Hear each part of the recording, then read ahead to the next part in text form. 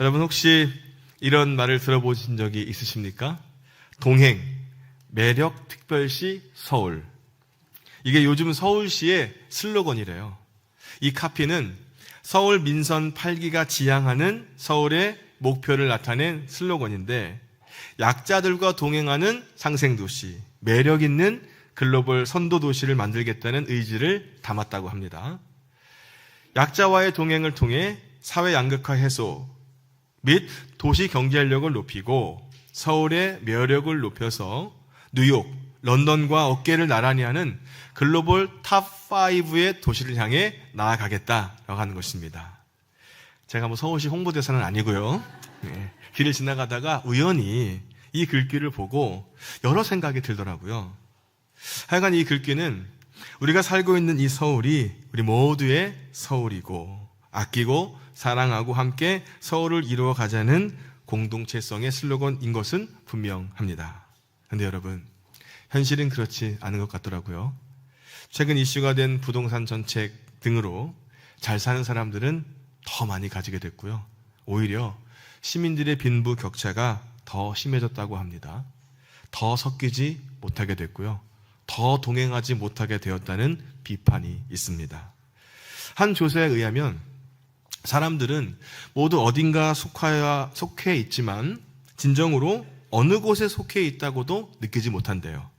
이웃사촌, 즉 먼 친척보다 가까운 이웃이 낫다라는 말도 옛말이 되었다죠. 일상의 기쁨과 슬픔을 함께할 사람이 적습니다. 함께 살지만 피차 겉도는 느낌조차 들지 않습니까? 요즘 대학에서는 동아리나 학회 같은 모임이 많이 사라졌다고 해요. 아파트 앞집 사람과 겨우 눈 인사를 나눌 뿐입니다. 살갑게 인사말을 붙이면 오히려 이상한 사람으로 오해받기도 하지 않습니까? 저도 이 동네에 이사를 와서 주민들과 좀 인사도 나누고 또 얼굴도 좀 익혀야 되겠다고 생각을 해서 지나다니는 길마다 마주치는 모든 사람에게 한동안 인사를 계속했습니다. 안녕하세요. 안녕하세요. 뒤에 사람들이 수근수근거려요. 누구야? 이렇게 물어보면 저기요. 저기 신광교회 새로운 목사예요. 한번 놀러 오세요. 커피 한 잔 드시러 오세요. 이렇게 인사를 했습니다. 하루는 엘리베이터에서 한 모자지간을 만났어요. 제가 먼저 인사를 건넸습니다. 안녕하세요. 아이고 우리 아드님은 몇 살이야? 그런데 인사하려던 그 아이를 그 엄마가 확 잡아치면서 모르는 아저씨랑은 인사하지 말라겠지? 같이 엘리베이터를 탔던 그 짧은 시간이 정말 많이 길게 느껴지더라고요. 저같이 부드럽게 생긴 사람이 어디 있다고. 이런 건 아멘을 안 하셔. 아멘. 그래도 저는 꿋꿋하게 인사를 하고 다니겠습니다. 그러면 여러분, 교회는 어떨까요? 매 주일마다 이렇게 예배당에 와서 함께 예배드리는 가운데 겨우 얼굴만 알고 있는 분들이 있지 않습니까? 나와 큰 관계가 없으면 관심을 가지거나 마음을 쓰는 것이 여간 어려운 것이 아닙니다. 그럼에도 불구하고 이렇게 함께 예배 드린다는 것이 저희가 얼마나 큰 은혜이고 얼마나 우리에게 특별한 일인지요. 누군가를 초청할 수 있고 또 눈을 마주치면서 인사할 수 있고 같은 찬양을 부를 수 있고 같은 말씀을 듣고 마음을 같이 해서 함께 기도할 수 있는 것이 얼마나 행복하고 감사한 일인지요. 오늘 말씀 1절은 이렇게 시작을 해요. 1절입니다. 그런데 바리새인 중에 니고데모로 하는 사람이 있으니 유대인의 지도자라. 여기 성공한 인생이 있습니다. 한 사람이 있어요. 그의 이름은 지지난주에도 잠깐 등장했던 니고데모입니다. 니고데모, 이 이름의 뜻은 무엇일까요? 여러분 스포츠 브랜드 중에 제일 좋은 게 뭡니까? 나이키 아시죠? 나이키 아시죠? 나이키 처음 들어보신 표정처럼 이렇게 바라보시니까 나이키, 니케라고 하는 승리의 신의 이름을 따서 나이키라고 만든 브랜드 이름입니다. 승리라고 하는 뜻의 니케, 백성이라는 뜻의 데모스를 합해서 니고데모입니다. 즉 승리한 백성 혹은 백성들의 승리자, 이긴 백성이라는 뜻을 가지고 있어요. 승리한 사람입니다. 그는 그 이름에 걸맞는 삶을 살았습니다. 성공적인 그 삶을요. 그는 다른 사람들에게 아주 영향력 있는 사람이었어요. 사회적인 지위도 있었습니다. 상당한 재산도요. 한마디로 남부럽지 않은 그런 사람이었습니다. 그 이름 그대로 성공한 사람이라고 할 수 있습니다. 여러분, 여러분의 자녀들이 이 니고데모처럼 성공하시길 주님의 이름으로 축복합니다. 축복합니다. 뿐만 아니라 더 도덕적이고 더 영향력 있고 더 풍성한 삶을 살아가는 인생이 되시길 주님의 이름으로 축복합니다. 그런데 기억해야 될 다음 이야기가 있습니다. 2절 말씀입니다. 그가 밤에 예수께 와서 이르되 랍비여 우리가 당신은 하나님께로부터 오신 선생인 줄 아나이다. 하나님이 함께 하시지 아니하시면 당신 행하시는 이 표적을 아무도 할 수 없음이니이다. 성공한 인생에도 밤이 찾아올 수 있습니다. 니고데모는 밤에 예수님을 찾아왔어요. 여기에서 밤은 해가 저문 어두운 밤입니다. 그런데 밤은 실패와 절망도 상징하고 있지 않습니까? 성공한 인생인 니고데모에게 밤이 찾아왔어요. 성공한 인생에도 밤이 올 수 있다는 겁니다. 그런데 왜 이 니고데모가 밤에 예수님을 찾아와야만 했을까요? 그에게는 그가 가진 것으로는 해결할 수 없는 삶의 문제가 있었기 때문입니다. 인간의 근본적인 문제는 도덕이나 권력이나 재력의 문제가 아니라는 거예요. 그것을 사용하는 인간 자체가 문제라는 겁니다. 대표적으로 성공할 사람일 것 같다던 니고데모에게 밤이 찾아온 거예요. 그가 가진 그것들이 채워줄 수 없는 인생의 문제들이 나 자신에게 있다는 것을 발견했습니다. 이런 점에서도 니고데모는 탁월한 사람이라고 볼 수 있습니다. 니고데모는 자신의 인생의 밤을 알아차렸으니까 말입니다. 니고데모가 이제 자신의 어두운 밤을 밝혀줄 소식을 들었어요. 그의 마음을 흔들어 놓는 소식이었습니다. 그것은 저 시골 나사렛에서 올라온 그 한 사람 때문이었어요. 그는 예수님에 관한 이야기를 들었습니다. 니고데모는 예수님이 행하시는 기적과 표적에 대해서 이야기를 듣지 않았을까요? 그 소문의 주인공이 바로 이분이 아닐까라는 생각과 기대 말입니다. 그렇습니다. 예수님은 그의 어두운 밤을 밝혀줄 분으로 니고데모는 기대했던 거예요. 그래서 사람들의 눈을 피해서 밤에 예수님을 찾아갔습니다. 니고데모에게 밤은 절망하는 것이기도 하지만 자신을 적당히 감춰줄 수 있는 것이기도 했지 않습니까? 그는 예수님에 대한 소문을 듣고 그 밤에 무엇인가에 이끌려서 예수님을 찾아왔습니다. 사랑하는 여러분, 오늘 무엇인가에 이끌려서 예배에 나왔다면 정말 잘하신 일입니다. 무엇인가에 이끌려서 세상으로 나아가는 것보다는, 절망으로 나아가는 것보다는 비교할 수 없을 만큼 여기에 있다는 것 자체가 정말 잘한 일입니다. 혹은 오랜만에 또 오늘 처음 예배당에 나오셨을지라도 정말 잘한 일이라고 말씀드리고 싶어요. 왜냐하면 예수님을 만나야 우리의 인생의 밤을 해결할 수 있기 때문입니다. 그런데 처음부터 예수님을 온전하게 알 수는 없지 않습니까? 니고데모가 예수님을 뭐라고 부르냐면 랍비여라고 불러요. 랍비는 유대인의 선생을 가리키는 이야기인데 그는 예수님을 위대한 선생쯤으로 인정을 했다는 거예요. 예수님을 하나님께로부터 오신 선생으로 안다는 겁니다. 이것은 요즘 사람들이 예수님을 공자, 석가모니, 소크라테스와 함께 세계 4대 성인으로 꼽는 것과 마찬가지가 아닐까요? 예수님에게는 공자나 석가모니나 소크라테스와 마찬가지로 인류의 스승으로서 배워야 할 점이 있습니다. 그런데 예수님을 선생쯤으로 아는 것만으로 충분하지 않다는 겁니다. 오늘 니고데모가 예수님을 찾아오게 된 이유는 분명합니다. 그것은 예수님이 행하는 기적과 표적을 봤기 때문이에요. 그는 혹시 예수님께서 물로 포도주를 만드셨던 잔치 자리에 있었을 수도 있습니다.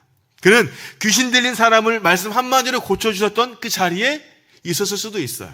그는 지체장애인을 고쳐주시면서 또 평안히 가라는 말씀을 선포하시는 그 자리에 혹은 멀찍이 그것을 봤을 수도 있지 않습니까? 이처럼 니고데모의 관심을 자극한 것은 기적이라고 하는 것입니다. 그렇습니다. 기적은 사람들의 관심을 끄는데 충분합니다. 그런데 그것이 신앙의 목적이 아니라는 겁니다. 마치 달을 보라고 가리키는 손가락에 불과합니다. 인생의 문제는 이 손가락이 아니라 저 예수님을 만나야 해답을 얻을 수 있는 것입니다. 아멘. 자, 인생의 밤을 깨닫고 예수님을 찾아온 니고데모에게 예수님이 이런 이야기를 하시는 거예요. 3절 말씀입니다. 예수께서 대답하여 이르시되 진실로 진실로 내게 이르노니 사람이 거듭나지 아니하면 하나님의 나라를 볼 수 없느니라. 인생은 거듭나야 될 줄로 믿습니다.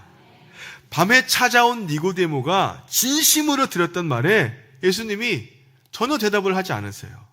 예수님을 선생님이라고 부른 것에 대해서도, 예수님을 하나님께로부터 오신 선생인 줄 압니다 라고 하는 이 말도 예수님이 함께 하셔서, 하나님이 함께 하셔서 예수님께서 기적을 베푸시는 줄 내가 압니다 라고 하는 것에 대해서도 예수님은 어떤 대답도 하지 않으십니다.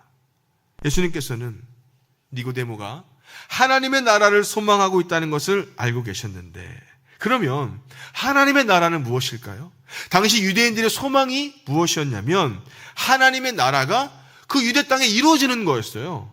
그들은 자신들을 억압하는 로마 군대를 빨리 물리치고 참 자유와 해방의 날을 고대하고 꿈을 꿨습니다. 그런데 혜성처럼 나타난 예수님의 등장에 아주 매우 관심을 가졌던 사람들의 공통점이 무엇이냐면 예수님을 이 땅에 신천지를 이루실 분으로 기대했던 거예요.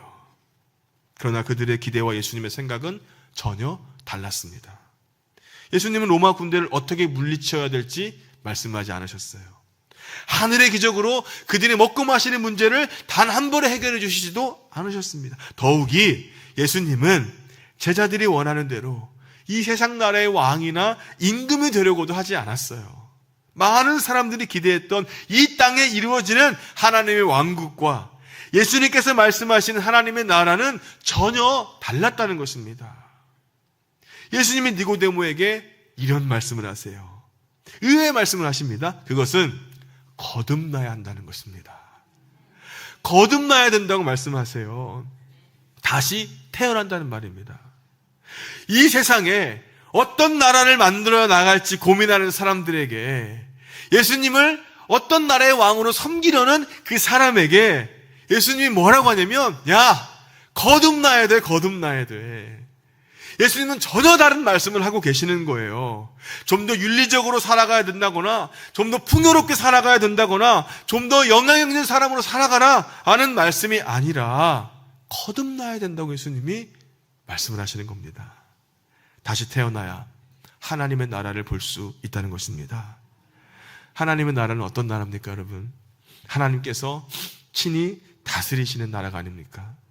예수님을 믿는 사람들이 죽은 이후에 영원한 하나님의 나라에 들어가지 않습니까? 그런데 이 땅에서도 우리가 살아가는 동안 아주 제한적이긴 하지만 하나님이 함께 계심을 경험하며 하나님의 나라를 맛볼 수 있습니다. 그래서 우리는 이 땅에 살아가는 하나님의 나라의 사람들이란 거예요.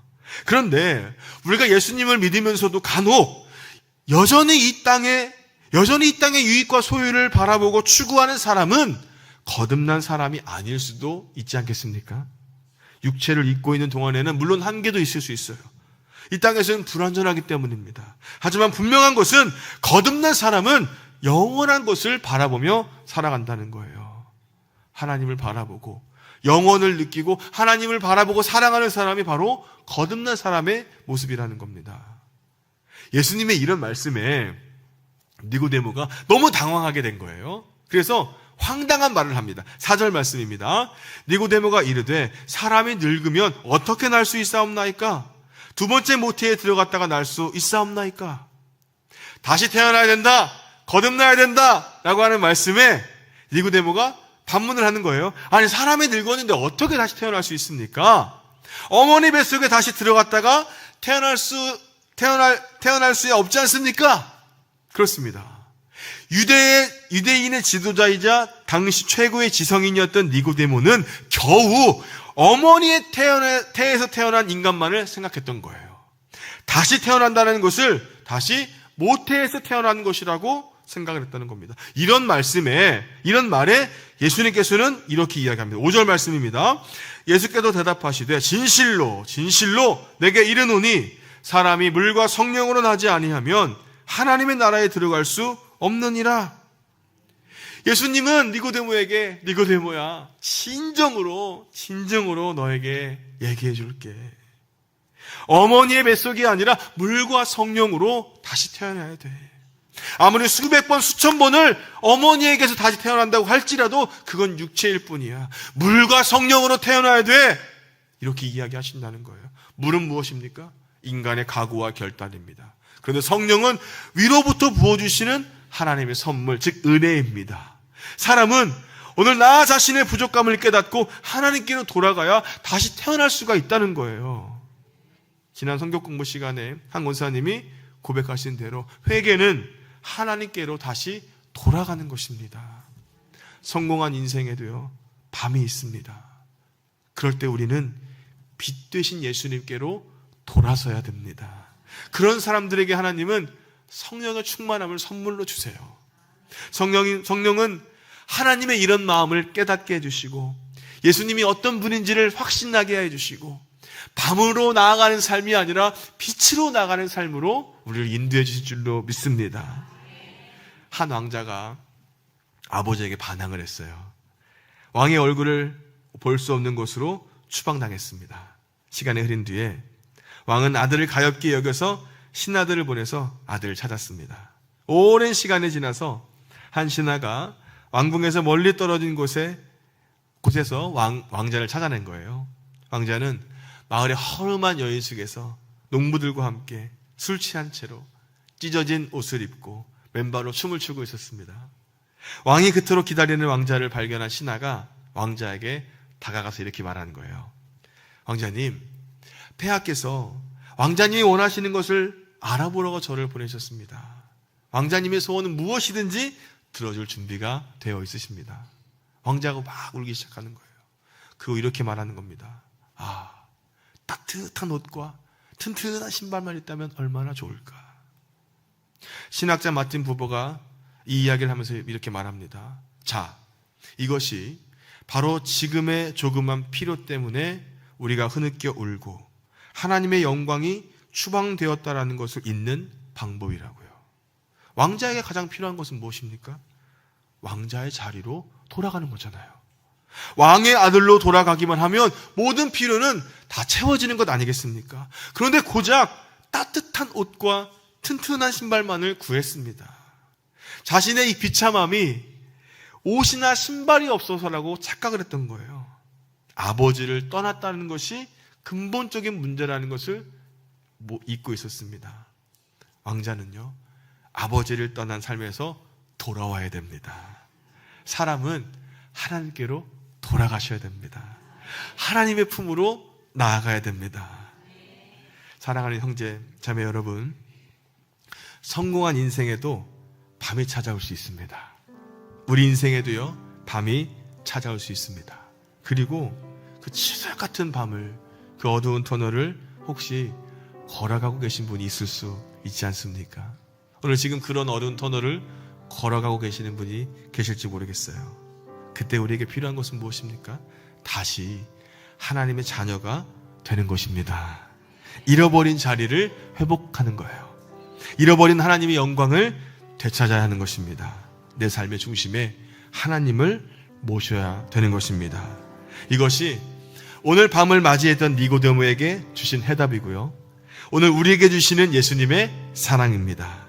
나를 하나님의 거룩한 자녀로 다시금 살게 하시는 예수 그리스도의 그 은혜를 바라보는 삶, 예수님을 믿을 때에 나에게 선물로 주시는 성령님의 동행하심을 누리는 삶, 그 삶이 오늘 저와 여러분의 삶이 되시기를 주님의 이름으로 축복합니다. 축복합니다.